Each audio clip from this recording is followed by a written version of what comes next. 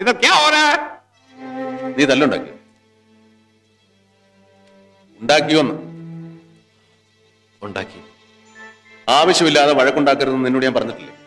സഹിക്കാൻ നിവൃത്തിയില്ലാത്തതുകൊണ്ട് ചെയ്താണ് സാർ. ഇത്ര സഹിക്കാൻ പറ്റാത്ത എന്താ അവിടെ ഉണ്ടായത്?